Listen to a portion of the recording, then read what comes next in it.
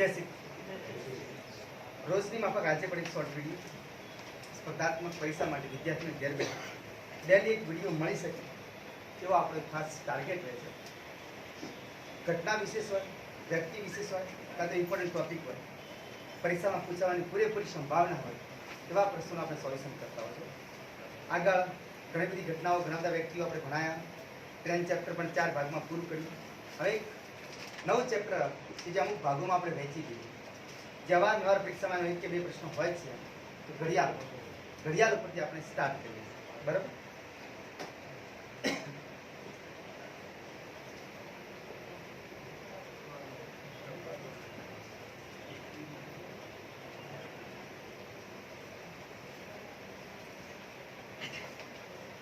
ઘડિયાળની શોધ જે 15મી સદીમાં જર્મનીના એક મહાન વિદ્વાન પીટર હેન્ડીને કરી. આપણે કહેતા છે 15મી સદીમાં.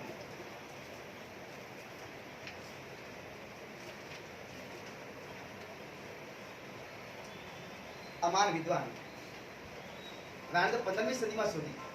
પણ આપણે એમ કહો છો કે મેસોપોટેમિયા, મિશર, ગ્રીક એ લોકોના સમયમાં પણ ઘડિયાળો તો જોવા મળતી.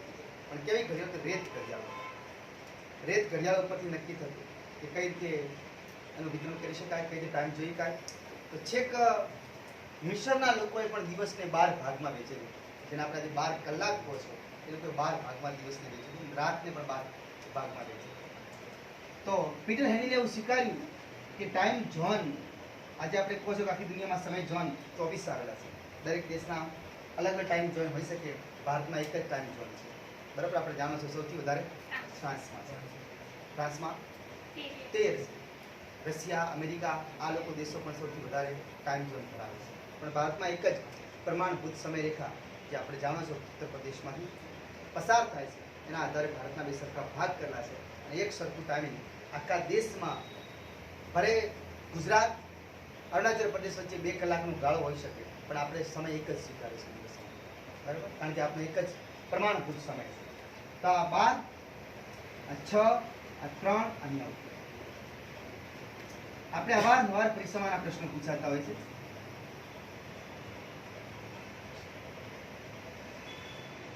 એ બી આપણે ઘડિયાળમાં જોયું કે મોસ્ટલી ઘડિયાળની જે જાહેરાત હોય, દુકાનમાં જે ઘડિયાળ લટકતી હોય તો ત્યાં 10 ને 10 કરવી હોય. 10 ને 10 તો મિનિંગ બી પોઝિટિવ.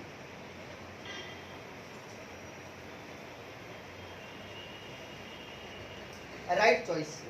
ખરી પસંદગી બતાવે. જો ખરી પસંદગી કે સમય હંમેશા દરેકને એવું લાગે સમય સારો હોવો જોઈએ.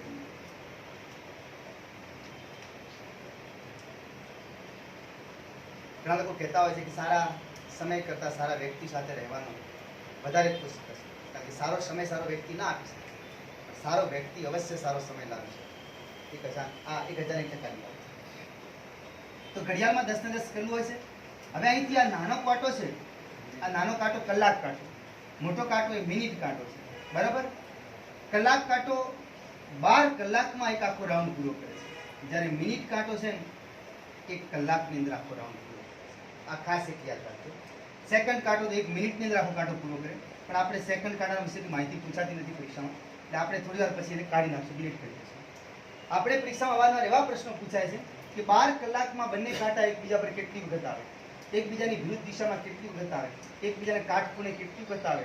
આવો પ્રશ્ન અવારનવાર પરીક્ષામાં પૂછાતો હોય છે. એટલે આપણે તમામ પછી એમ પણ પૂછાય કે 2 કાંટા વચ્ચે કેટલા અંશનો ખૂણો બનશે, કેટલા વાગે આટલા અંશનો ખૂણો બનશે. ઊંધું પણ પૂછાય, હમું પણ પૂછાય. અને ઘડિયાળ રિલેટેડ જેટલા બી પ્રશ્નો છે એવું આપણે આ ચેપ્ટરને 2 થી 3 ભાગમાં વહેંચી દેશું. એટલે અવારનવાર એને સોલ્યુશન કરતા રહેશો એટલે આપણે પૂરેપૂરી માહિતી મળી જશે. બરાબર? તો હવે આપણે એમ કીધું કે આ જે સર્કલ દોરો છો, આ ગોળ આપણે દોરો છો, તો આનો મતલબ કે અહીંથી આપણે જાઓ, અહીંથી આખો રાઉન્ડ ફરીને અહીં આવવું જોઈએ ને, તો આખો એમ કે 360 અંશના ખૂણે આપણે ફર્યા કહેવાય. ધારો કે હું જે જગ્યા પર ઊભો છું, હું આખો આ બાજુ ભલે ફરું કે આ બાજુ રાઉન્ડ લઉં, આખો રાઉન્ડ લઈને પાછો આ જગ્યા પર આવું તો હું એમ કહું હું 360 અંશના ખૂણે ફર્યો કહેવાય. બરાબર? પણ આ બાજુ ઊભો છું ને આ બાજુ એક્ઝેક્ટ તમારી વિરુદ્ધ દિશામાં આવી જાઉં તો 90 અંશનો ખૂણો કહેવાય. પરીક્ષામાં પ્રશ્ન પૂછાયો કે કાટખૂણો રચાય ત્યારે કેટલા મિનિટનો તફાવત નીકળે? 15 મિનિટ.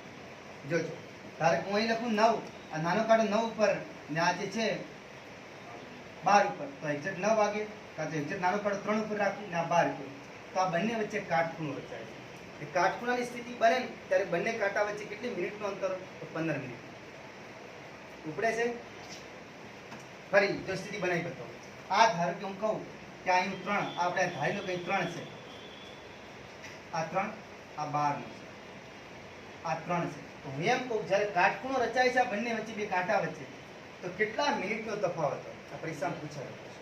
તો હવે આપણે એમ કહીએ તો અહીં 1, 2, આ 3, આ મિનિટ કાંટો અહીંથી ફરીને આવે તો 5 મિનિટ થાય, અહીં આવે તો 10 મિનિટ થાય, અહીં આવે તો 15 મિનિટ.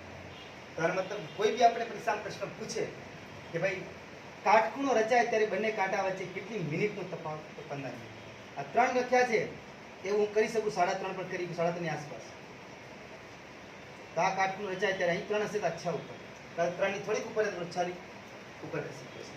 ત્યારે કાટખૂણો અંદાજિત રચાશે તો બંને વચ્ચે 15 મિનિટનો તફાવત હોય. આ ખાસ એક યાદ રાખજો. હવે જો આપણે કે બંને એકબીજાની વિરુદ્ધ દિશામાં હશે ત્યારે કેટલા? આપણે સમજી શકો છો 15 ને 15 30 થાય ના થાય? 30 મિનિટનો તફાવત થાય ના થાય? હું આ સામે દોરવાની કોશિશ કરું તો અહીંનો ગાળો 15 મિનિટનો, અહીંનો ગાળો 15 મિનિટ, એટલે અંદાજિત 30 મિનિટના અંશને ખૂણે હશે. બે સામે હશે એટલે બંને એકબીજા ઉપર હશે ત્યારે જીવો. રેડી? મિનિટનો તફાવત કરી, મિનિટની જ વાત કરી, ફરી ખબર ના પડે તો બોલી જાઉં. આ કલાક કાંટો છે, કલાક કાંટો દરેક ઘડિયાળમાં નાનો હોય છે. રેડી? મિનિટ કાંટો મોટો હોય છે, સેકન્ડ કાંટો એનાથી મોટો હોય, પણ સેકન્ડ કાંટો આછો દેખાતો હોય. આ તો 10 સેકન્ડે ફરતો હોય છે, 10 સેકન્ડે ફરવાનું. હવે આપણે એમ કે સેકન્ડ કાંટાને દૂર કરી દઈએ તો આ મિનિટ કાંટો જે છે એક આખો બે ઉપરથી છે એટલે પાછો બે ઉપર ફરીને આવશે ત્યારે 1 કલાક વીતી ગઈ છે. કારણ કે અત્યારે 10 ને 10 થઈ, જો આ મિનિટ કાંટો આખો રાઉન્ડ પૂરો કરશે ને તો 11 ને 10 થશે. પડી ખબર ના આપણને? એનો અર્થ એ થયો કે આખો રાઉન્ડ પૂરો કરે. હવે આપણે આ પદ મૂકીશું 1 મિનિટમાં, 5 મિનિટમાં, 10 મિનિટમાં, 60 મિનિટમાં મિનિટ કાંટો કેટલા અંશના ખૂણે ફરે એ, અને 1 કલાક કાંટો કેટલા અંશના ખૂણે ફરે એ આપણે આજે નક્કી કરીએ.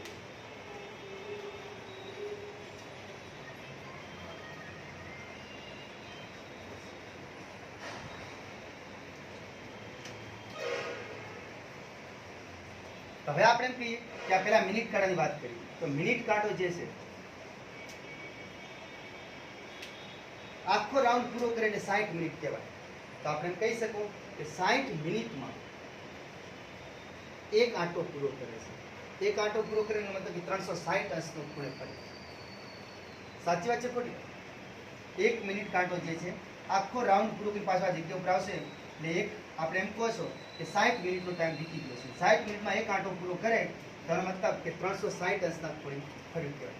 તો હવે મને એમ કહે કે 1 મિનિટમાં કેટલો ફરે, તો આપણે સ્વીકારવું હોય તો 60 છેદમાં જતા આ બેનો ગુણાકાર 1 ગુણ્યા 360.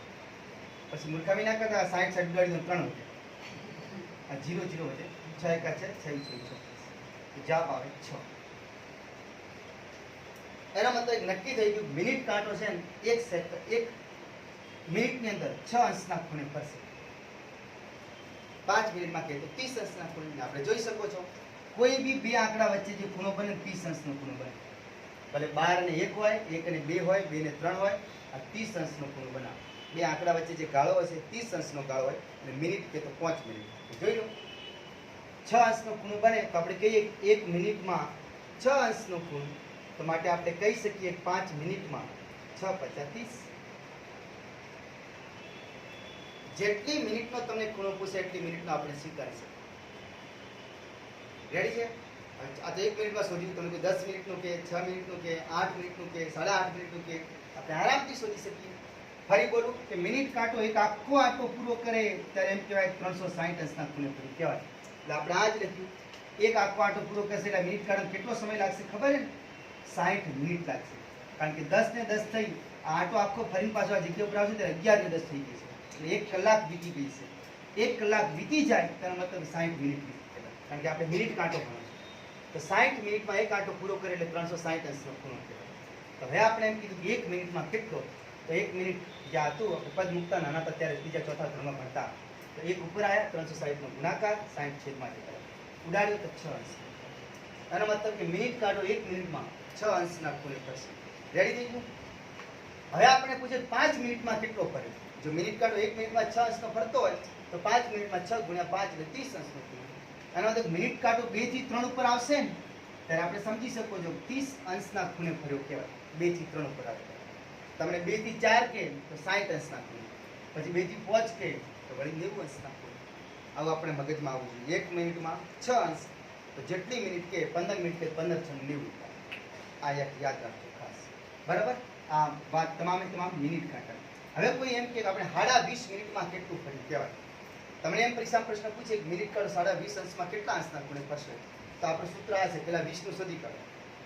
1 મિનિટમાં 6 અંશ તો 20 મિનિટમાં 120 અંશ. રેડી? પછી ઉપરની અડધી મિનિટનો કેટલો હોય? 60 મિનિટમાં આટલું ફરતો હોય તો અડધી મિનિટમાં કેટલું ફરે? 3 અંશ. થઈ ગયું 123 અંશના ખૂણે ફરી જાય. આ સીધો હિસાબ. રેડી? આ વાત થઈ મિનિટ કાંટા. હવે આપણે વાત કરીએ કલાક કાંટા.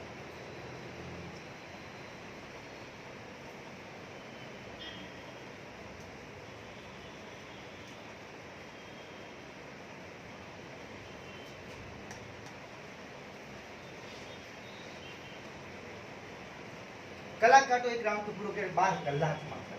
ખાલી કલ્પના કરો. કલાકમાં. કલાક કાંટો નાનો હોય, મિનિટ કાંટો થોડો તેનાથી મોટો હોય. આ પરિસ્થિતિ. કલાક. તો કલાક કાંટો 1 કલાકમાં ખાલી 30 ડિગ્રી જ ફરી શકશે. કારણ કે 10 ઉપરથી 11 જાય ત્યારે 1 કલાક થઈ જાય. 10 ઉપરથી 12 જાય તો 2 કલાક થઈ જાય. અને આખો આટો પૂરો કરવો પડશે તો 12 કલાક વિતાવવા પડશે. સવારે 10 વાગે આપણે ઘડિયાળ જોઈને હોજે 10 વાગે ઘડિયાળ જોશો ત્યારે 12 કલાક વીતી ગયા છે. તેનો મતલબ કે કલાક કાંટો 12 કલાકમાં એક રાઉન્ડ આખો પૂરો કરશે. 12 કલાક એક નક્કી. બરાબર? તો હવે આપણે એમ કહી શકીએ કલાક કાંટો 12 કલાકમાં 360 અંશના ખૂણે ફર્યો કહેવાય. એક આંટો પૂરો કરે એનો મતલબ 360 અંશ ફર્યો કહેવાય. 12 કલાક. હવે આપણે એમ કહીએ 1 કલાકમાં કેટલો ફરતો હશે એ આપણે શોધી દઈએ. 1 કલાકમાં કેટલો? તો 1 ગુણ્યા 360 છેદમાં 12 આવે. રેડી? હવે અહીંથી ઉડાડો તો 12 તરી 36 30 અંશ. અને આપણે હમણાં જ વાત કરી હતી ગણતરી કર્યા વગર કે કલાક કાંટો 10 થી 11 પર જાય તો બે આંકડા વચ્ચે 30 અંશનો ખૂણો બને. તો 10 થી 11 પર જશે એટલે 30 અંશના ખૂણે ફર્યો કહેવાશે. કલાક કાંટો 30 અંશના ખૂણે ફર્યો કહેવાય. આ આટલું આપણે યાદ રાખીએ. કલાક કાંટો 1 કલાકમાં 30 અંશના ખૂણે. હવે તો આપણે મિનિટમાં પૂછે તો કોઈ ગભરાવાની જરૂર નહીં. 1 કલાકની મિનિટો કેટલી હોય? 60 હોય કે ના હોય? ફરી બોલું છું, પહેલા મિનિટ કાંટા વિશે આપણે ટોટલ માહિતી ભણ્યા. હવે કલાક કાંટાની વારી આવી છે કે કલાક કાંટો કેટલા અંશના ખૂણે ફરીએ. બરાબર? હવે કલાક કાંટો આપણે કીધું આખો રાઉન્ડ પૂરો કરશે ત્યારે 12 કલાક વીતી ગયા છે. તો આપણે કહી શકાય કલાક કાંટો 12 કલાકમાં 360 અંશના ખૂણે ફરે. તો માટે 1 કલાકમાં કેટલો? તો 12 છે એના છેદમાં આવી ગયા 360 ઉપર આવે તો 12 તરી 36 આપણે ઉડાડ્યા તો 0 ઉપર જતો 30 અંશના ખૂણે ફર્યો કહેવાય. તો હવે આપણે એમ કહો 1 કલાકમાં 30 અંશના ખૂણે ફરે તો 1 કલાકની મિનિટો કેટલી? 60. તો આપણે 1 મિનિટનો ટાર્ગેટ હિસાબ શોધી શકશો આપણે. હવે આવું કહી શકો કે 60 મિનિટમાં કલાક કાંટો 30 અંશના ખૂણે ફરે તો માટે 1 મિનિટમાં કલાક કાંટો કેટલો ફરે? વાત કલાક કાંટાની ધ્યાન રાખજો. પેલા મિનિટમાં બોલે ભણી ગયા તો 60 આવશે છેદમાં 30 આવશે ઉપર 0 0 ઉડી ગયા 3 દૂ 6 1 દૂત્યાંશ કો કે 0.5 ખાસ યાદ રાખજો. 0.5 પણ એને કહી શકાય. 1 મિનિટમાં કલાક કાંટો ખાલી અડધી ડિગ્રી ના ખૂણે કરશે. 1 મિનિટ વીતે ત્યારે કલાક કાંટો થોડોક અડધો ડિગ્રી ઉપર ચડી જાય એવું કહેવામાં આવે. રાઈટ? હવે આપણે જેટલી મિનિટો કહેશે તેટલી મિનિટો વિશે આપણે આખી માહિતી એકઠી કરી શકીએ. બરાબર? હવે જો આપણે એમ કે કલાક કાંટો 30 મિનિટની અંદર કેટલા અંશના ખૂણે ફરશે? 30 મિનિટ કીધું તો આપણે સૂત્ર મૂકવાનું કે 60 મિનિટમાં 30 ડિગ્રીના ખૂણે ફરે છે તો 30 મિનિટમાં કેટલું? તો આપણે નોંધો કરી શકશો. પદ્ધતિ ટ્રાય કરીએ.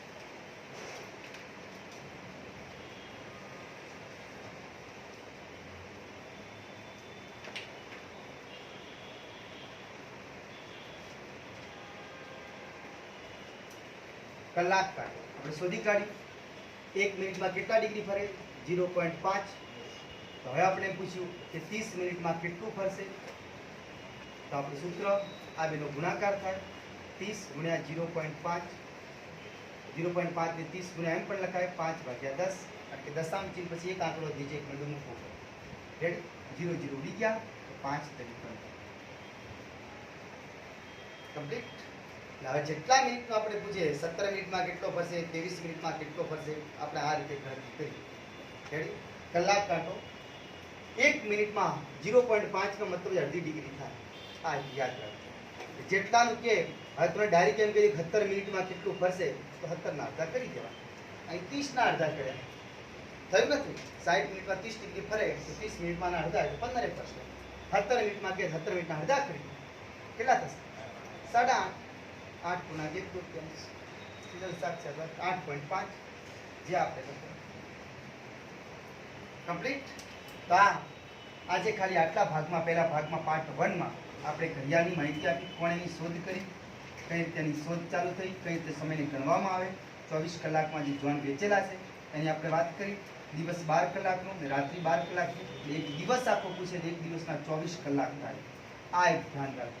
એક આખો દિવસ પૂરો થાય, સોમવાર હોય, મંગળવાર હોય, બુધવાર હોય, દરેક વાર 24 કલાકનો હોય એ આપણે માની ચાલવાનું. તો બે કાંટા એક રાઉન્ડ કેટલામાં પૂરું કરે, 360 ડિગ્રી કેવી રીતે ફરે, આખી તમામે તમામ માહિતી આપણે આપી.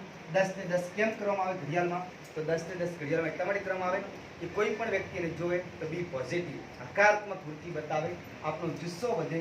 રાઈટની નિશાની છે, રાઈટ ચોઈસની નિશાની છે, 10 ને 10 જ કરેલા હોય. બરાબર?